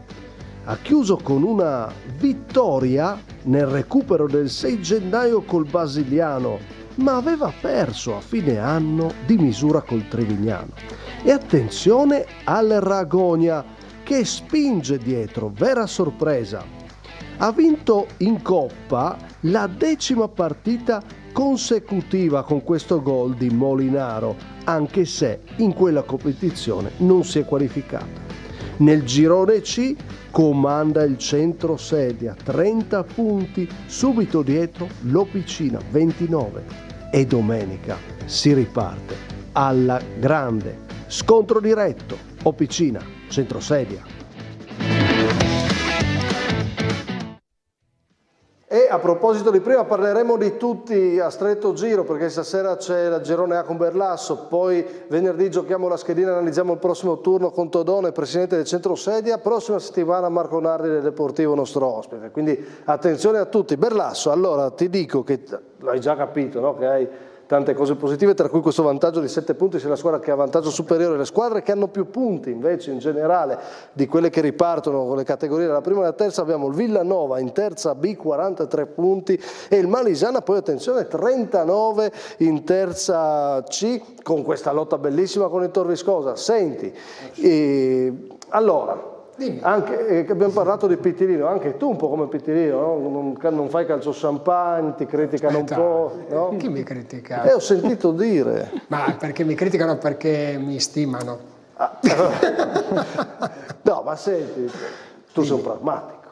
Ma non è questione, sai, ognuno è quello che ha fatto il suo percorso. Io arrivo da un mio percorso dove il pane e il salame era e cerco di fare con quello che ho. Ovvio che quest'anno ho una squadra che mi permette di sviluppare. Abbiamo fatto partite buone, alcune meno buone. Io dico una squadra che deve provare a vincere per cercare di portare a casa il risultato. Ci sono delle domeniche in cui ti riesce più facile sviluppare e abbiamo fatto partite buone e partite magari invece sporche. Senti, ho chiesto a Campaner se gli dà fastidio che sia tutto scontato. È a te che il Teor venga Da morire, sì. Perché non è assolutamente scontato. Perché non è vero come ho parlato, mi dà fastidio proprio perché ci lavoriamo tutti i giorni, tutta la settimana e ci lavori perché hai comunque dei giocatori di grande personalità e sono contentissimo di averli e rapportarsi con questi giocatori è diverso che rapportarsi magari con tutto il rispetto ai ragazzi della SPAL Cordovado dove tu magari con tutto rispetto lo dico perché ho fatto quel percorso tipo a Caporiacco o in altre realtà dove era, non dico più facile, era diverso e perciò assolutamente non è scontato. Anzi. Senti, hai parlato della tua esperienza a Codroipo, di quell'inizio, hai nominato Luciano Facchini, no? Invece qua ti dico una cosa, e il lavoro che sta facendo il presidente Zuccolo, vedi anche tramite la sua figura un percorso di crescita del Teor? Allora, il presidente è un entusiasta clamoroso e questa è la cosa secondo me che dove dobbiamo sempre tenere alimentato, perché la base a Teor è il presidente, bisogna dire la verità. Dopodiché e la sua storicità, no? Anche del Teor. No, infatti arrivavo, dopodiché lui è molto bravo, sono rimasti comunque dirigenti storici che danno una mano come Lunardelli, ma anche Toni Varone.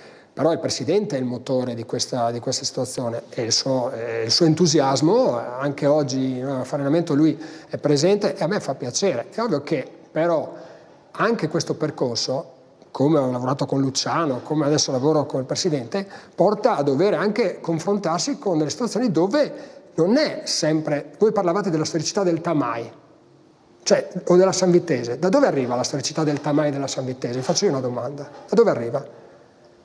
Tamai da 20 anni dice. Bravissimo, dal percorso che hanno fatto. Ok. Ed è una cosa, è un valore aggiunto, è un valore. Noi a Teor, come stanno facendo a Codroipo, devi costruire e il nostro ruolo è anche quello di costruire insieme e perciò mi dà fastidio perché avere Medi è una fortuna e ringrazierò sempre il Presidente che mi ha dato un giocatore medio come Nardella. Ma far calare Medi e Nardella anche in una realtà come Teor e lavorare insieme per costruire qualcosa non è una stupidaggine, credo che lo faccia anche Marco Macchina. Ma gli rompi le scatole o lasci libera la fantasia di questi ragazzi? Ma come faccio a rompere le scatole? No, lo so, ti chiedo. Io posso rompere le scatole perché sono rompiscatole, perché mi piace. Io lo prendo sempre in giro. Ma io cosa posso andare a dire a Medi a livello che c'è? Mi faccio ridere. Io devo sperare coinvolgerlo in modo che lui abbia l'entusiasmo come Rafa, come Battistin, come Gobbato. Cioè io sono fortunato ad avere questi giocatori, ma ripeto, loro sono fortunati ad avere me, ma voglio dire, è ovvio uno scambio, ma voglio dire, è un percorso che non è assolutamente scontato, è ovvio che mi fa incazzare, scusa la parola. Comunque sia, quando ti prendo in giro io, che ti dico sempre come prima, è meglio guidare una Ferrari qualche volta che una 500. Sì, ma certo, ma io si chiude in quel cerchio lì. Ma Gimbo, io ho fatto anni, io ho fatto anni a mangiare non pane e salame, a mangiare. Ma ti faccio un esempio, io sono fortunato e credo che il percorso è stato fatto perché io comunque alla fine, io sono arrivato l'altra notte che erano un po' in difficoltà e abbiamo fatto una retrocessione in maniera non dignitosa. Di più, io ringrazierò sempre i ragazzi dell'anno scorso, quando tu non vinci quasi mai e ogni martedì sei a fare allenamento, non molli un cavolo, fai le partite, fai 1-1, 0-0, scavi, e la società magari mi ha premiato, e di questo ringrazierò sempre, che ha visto in me la persona anche giusta per avere anche la Ferrari. Ma e io sicuro, di questo sono motivato. Ma io sono contento. Anch'io per dire, ma tu lo sai che non è mai detto cosa giusta, come dice anche il mister sempre, non è mai facile vincere. Cioè, non è mai ragazzi, facile costruire qualcosa, perché hai 1000 variabili. No, ma di scontato non c'è niente. Perché i Galatticos del Real Madrid, fino a che non arriva Casemiro, non arriva, cioè, non vinciamo niente. Aspetta, comunque, al netto di tutto, il percorso segue le aspettative. Quando ti stai facendo bene. Quando io sono già un po' in partita per domenica, perché secondo me invece il giorno di ritorno... La ripartenza è sempre... Bravissimo. Ma lì è il compito tuo, perché poi se sbagli ti massacra. Sembra sempre scontata, no? Però effettivamente poi se hai una Ferrari bisogna saperla guidare, cioè la Ferrari non è che la dai in mano a uno, io non dico, è così scontato. No, ma il giorno di ritorno, che sappiamo tutti, non cambi, se cambi il giorno, cambi sport, e noi dobbiamo saperci calare, dobbiamo avere la voglia e l'umiltà di crescere, perché se noi ci accontentiamo di quello che siamo stati, ci facciamo male. E io spero di trasmettere a questi giocatori, c'è la voglia, la rabbia di ancora di crescere, di non lasciare niente per strada, e questa è la mia speranza. Dopo ovvio che ragazzi, cioè dopo è mille dinamiche, palo fuori, palo dentro, lo stiramento. Dopo il ritorno non è mai come l'andata. Però ecco, Pasiano è una buona squadra. Pasiano, io ti dico, mi fa piacere che mi fai la domanda su Pasiano, perché io rispetto tantissimo, ma non vedo l'ora di sfidare il loro mister, perché è un bel ignorantone in senso buono. Che io arriva presto, ma infatti io i fuochi d'artificio non vedo l'ora, perché lì è andata, lui era squalificato, io ero un po' ammalaticcio, è stata una partita un po' atipica, ma i fuochi d'artificio bisogna un po' accendiamo un po'. Primi di marzo. Le seconde abbiamo Sacile e uno in Pasiano. Io invece vengo con per me Sacile arriva subito. Adesso noi abbiamo un inizio, abbiamo Sacile, che per me è un campo, io ho grande rispetto della storia della Sacilese, perché per me è una delle piazze dove si è fatto calcio nelle mie generazioni. Secondo lui non Pasiano in casa, dopo vado a fare il derby a Rivignano. Ecco, quello bene, ci divertiamo. E il quarto va in casa. Perciò adesso devo... Insomma, la quinta giornata puoi già festeggiare. Se tutto va bene. Finalmente tornano tutti. Festeggio se non mi parte il cuore che vado giù con l'elicottero, perché può essere anche quello, festeggio quello. Spero. Ok, dobbiamo chiudere le nomination. Allora, abbiamo detto miglior giocatore Guizzo, miglior squadra Tolmezzo, miglior allenatore Pavic. Il gol, dovete dirmi quale scegliamo. Guardiamo tra Albanesi del Trieste Victory, c'è questo cambio campo, c'è l'aggancio e l'affondo per il gol del 1-0. Non c'è quello della spalla. Quello della spalla poteva essere per l'acrobazia, ma non è andata bene. Albanesi, poi Catera, questo tiro da fuori a Fraibano, insomma, tiene bene il sinistro, bello basso, lo angola bene, bello forte. E poi, insomma, ragazzi, la punizione di Tonizzo, mi avete passato Grion che è uno specialista, giustamente, ma qua questa è una punizione da giocatorone. C'è Nardoni che si allunga tutto per prenderla, va bene. Anche Aldrigo non male, però secondo me è più importante quella di Tonizzo. Aspetta, sentiamo le opinioni di ospiti. Merlino, chi scegli? Albanesi per lo stop. Albanesi. Io il secondo. Calcio fuori, bello, mi piace questi calci. Ti piace? Jimbo. Albanesi col gesto tecnico in corsa ha buttato bene, il primo. Albanesi. Ma io do sempre importanza, come dici tu, anche al valore del gol, quindi scelgo Tonizzo. Tonizzo era bellissimo, ma passa Albanesi come miglior gol. Andiamo con la miglior parata. Ho scelto 3 interventi difficili molto simili. Guardate, conclusione di Alberti, Alberti calcia bene, ragazzi, e va a deviarla bene Crespi. La tocca su Arez questa, occhio che è un altro protagonista del Muggia, il portiere. 2005, Gran parata.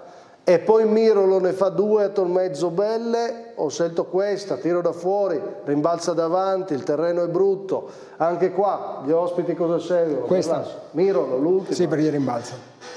Suarez. Ripartiamo da Rossi. Suarez anch'io. Suarez. Sì, Suarez. Mirolo?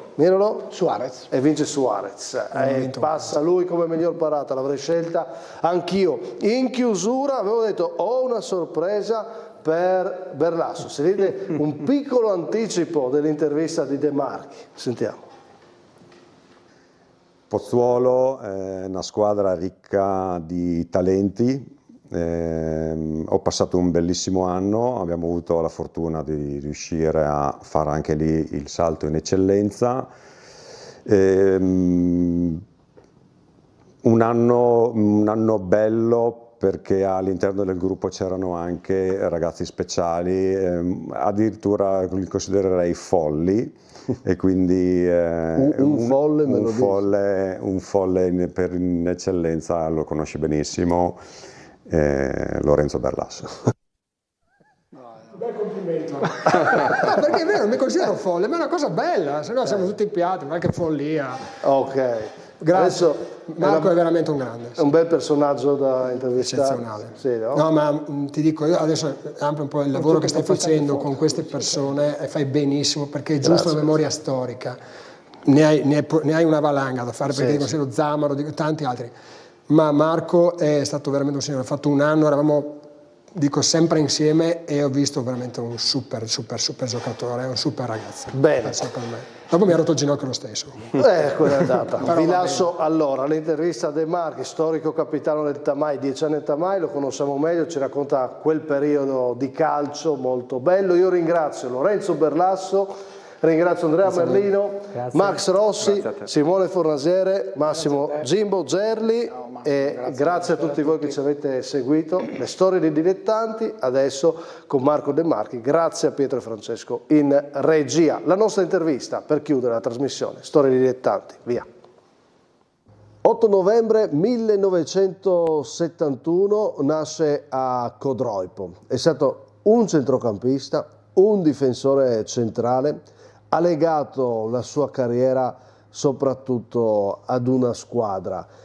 Parte però la sua avventura a livello di calcio giovanile con il paese, no? Con Zompicchia, poi arriva l'Udinese fino alla primavera e i primi anni a Sevegliano, fino alla chiusura con la squadra dove è nato, dove abita, Codroipo. Stiamo parlando di Marco De Marchi. Ciao. Ciao. Benvenuto. Grazie. Dico bene se la carriera dilettantistica di Marco De Marchi ha un punto decisivo nel 1997?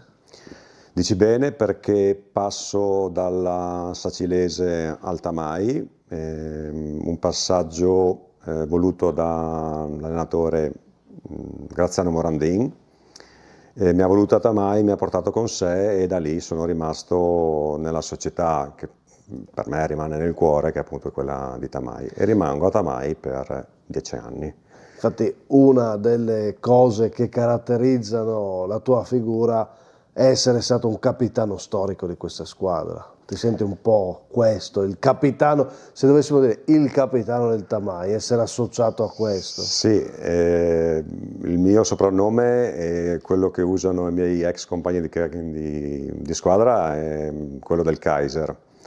Quindi mi rivedono in questa figura e a me fa molto piacere di essere considerato tale. Insomma. Senti, noi dobbiamo andare con ordine, ci hai portato bellissimi ritagli di giornale, fotografie che raccontano il tuo percorso nel calcio regionale. Ho con me una foto, perché mi hai detto anche tu, è la foto da cui possiamo partire, no?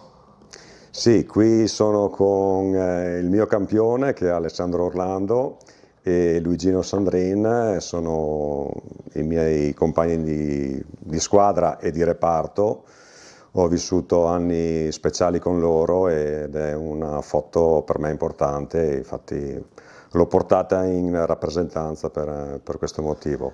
Insieme a tante altre immagini che andiamo a rivivere un po'. Partiamo da Zompicchia? Partiamo da Zompicchia. Chi era quel De Marchi che inizia lì? Allora era un bambino molto timido, con caratteristiche calcistiche innate, molto veloce, infatti in quegli anni facevo laterale esterno sulla fascia sinistra, e poi da lì la mia passione non era solo nel campo, nel rettangolo di gioco, ma oltretutto anche in strada, nei campetti, quindi il nostro vissuto è diverso rispetto ai ragazzini di adesso. Certo. La differenza sta anche in questo. Hai fatto, insomma, hai iniziato con la squadra del paese, però hai fatto tanto Udinese. Ho fatto 5 anni nell'Udinese, ho fatto tutta l'altra fila, partendo da quella volta si partiva da giovanissimi fino alla primavera, fino a diventare anche capitano della primavera, e poi naturalmente il salto di qualità non c'è stato e c'è stato il trasferimento sempre in una realtà importante di quegli anni, era Sevegliano, perché la società militava in interregionale. Cosa ricordi di quel Sevegliano? Cosa vuoi ricordare? Sono sempre ricordi belli, ho vissuto ricordi belli con tutte le squadre che ho militato, e in tutte associo un'unica cosa, la voglia di stare insieme che c'era fra i compagni di squadra, quindi passavamo molto tempo insieme anche oltre l'allenamento e eravamo veramente amici, veramente amici. Tra l'altro tu, prima di arrivare a Tamai, tra i tuoi passaggi c'è anche il Pozzuolo, altra squadra che stava crescendo in quegli anni lì. Che Pozzuolo era? Pozzuolo è una squadra ricca di talenti. Ho passato un bellissimo anno, abbiamo avuto la fortuna di riuscire a fare anche lì il salto in eccellenza.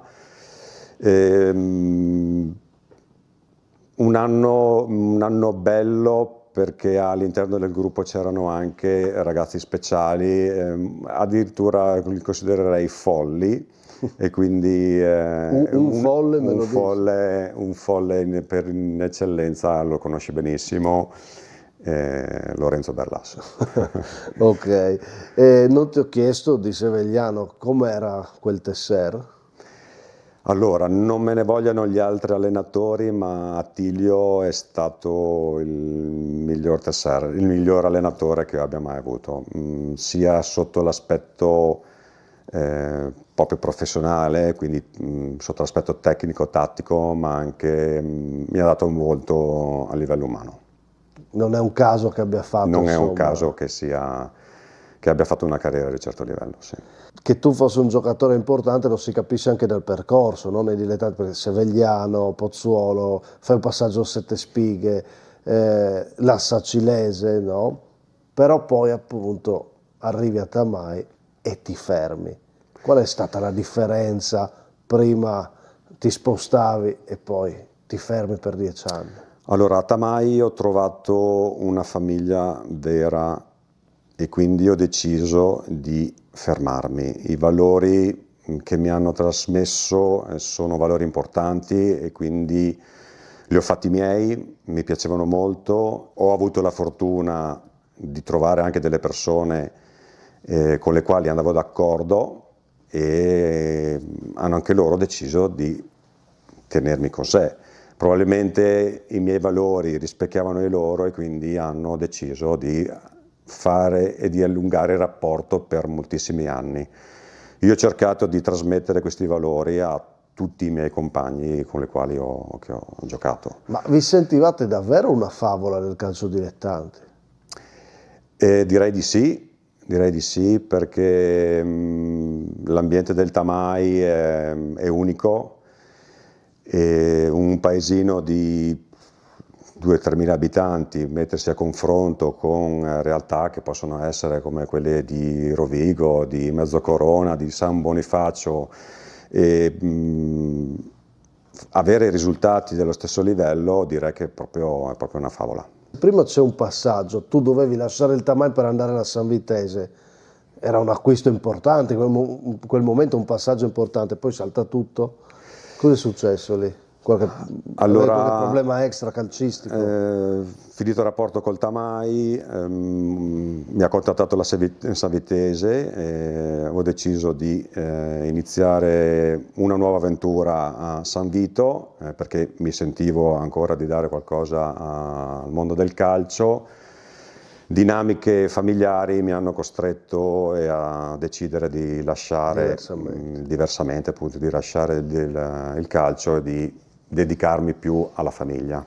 Chiudi a Codroipo, però è stato un po' un peccato, no? Per il tuo percorso chiudi male, Marco, ti è dispiaciuto questo a livello di risultato poi sul campo, no? Sì, chiudo a Codroipo 2011-2012 dopo essere rientrato da un infortunio grave al ginocchio con una retrocessione. Diciamo che la mia carriera calcistica si è chiusa male per questo motivo qua. Sei un po' dispiaciuto? Direi di sì, perché retrocedere con la squadra del proprio paese mi ha fatto veramente, diciamo, anche male. Infatti mi sono allontanato dal mondo del calcio molto anche per questo motivo qua.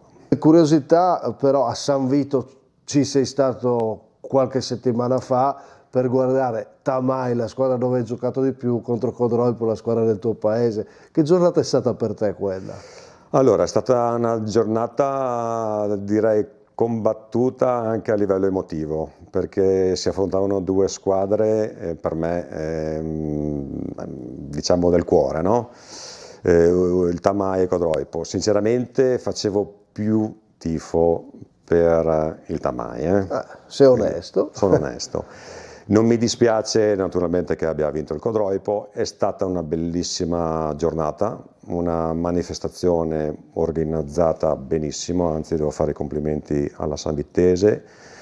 E ho rivisto vecchi compagni di squadra, ho visto vecchi amici, ci siamo fatti come al solito 4 risate, ricordato i bei tempi, con la promessa appunto con gli amici speciali di rivederci al più presto per una cena.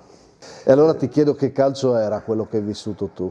C'è da dire che io ho vissuto delle categorie importanti, quindi già a quel tempo si guardavano molte particolari lo stesso, quindi la preparazione atletica, la preparazione tattica erano importanti. La differenza rispetto a quello di adesso, secondo me il calcio ai nostri tempi era leggermente un po' più talentuoso, era un po' più ricco di talenti e forse il gruppo e l'amicizia che ci legava era più forte, quindi riuscivamo a dare qualcosa di più anche in campo. Che giocatore eri allora?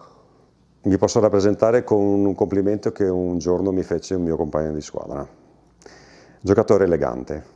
Ok, l'ho capito anche nell'articolo, no? Ti hanno associato a Nesta, no? Sì, c'era una partita particolarmente felice, quindi c'è stato quel paragone, appunto è un paragone. Però un paragone che fa capire che tipo di giocatore, no? Chi era quel compagno che ti ha definito elegante, lo possiamo dire? Massimo Degano. A proposito di altri giocatori, mi dici qualche giocatore, un giocatore, insomma, vedi tu che hai apprezzato nei dilettanti, che sia stato compagno o avversario? Allora, ne ho apprezzati tanti come compagni di squadra e non voglio mettere nel piedistallo uno o altri. Ti dico un avversario, Tormen, perché è stato un attaccante e una punta che ho sofferto molto ed è l'unica punta che mi ha fatto sempre gol in tutte le partite che l'ho affrontato. Mi racconti una partita indimenticabile? Posso due? Vai. Allora, una 2003, Portogruaro Tamai, finita 3-2 per il Portogruaro. Abbiamo perso, però è stata una bellissima partita. L'altra invece è una partita casalinga, Tamai-Rovigo, dove loro partivano favoriti e li abbiamo annichiliti, vittoria finale 4-1 per noi. Una persona indimenticabile. Anche qui te ne dico due. Uno era un ex compagno di squadra, è Alessandro Pivetta, e l'altro è un dirigente che hai conosciuto anche tu, che è Mimmo. Beh, immaginavo. Chi è passato da Tamai non può non ricordarsi di Mimmo. Un aneddoto ricorrente. Allora, un aneddoto ricorrente che sorridiamo sempre perché è stata sono state 2 giornate indimenticabili, l'esperienza che abbiamo fatto a Coverciano, dove ci hanno dato la possibilità di allenarci insieme alla nazionale del 2004 che partiva per gli europei. Aneddoti che non ho mai raccontato, non le racconterò neanche, perdonami, in questa occasione, perché se non l'ho raccontato c'è stato un motivo e quindi me lo tengo per me anche in questa occasione. Ok, peccato, speravo di una rivelazione. Tutto quello che ho raccontato è anche rappresentato nel libro scritto da Lucio Gava, quindi quello che ho raccontato c'è scritto anche nel libro. Eh sì, Lucio ha raccontato i 50 anni del Tamai, no? E quindi sì, sono stato anche chiamato da lui e quello che dovevo raccontare l'ho raccontato lì. C'è una cosa che vuoi ricordare di quel libro, un passaggio che hai fatto, magari una cosa che hai detto su Tamai o che manca da dire su Tamai? Il peccato di non essere riusciti a passare nei professionisti per poco. Un po' ci avevi pensato, ci avete pensato, no? Allora, Marco, per chiudere, che cos'è stato per te il calcio dilettante?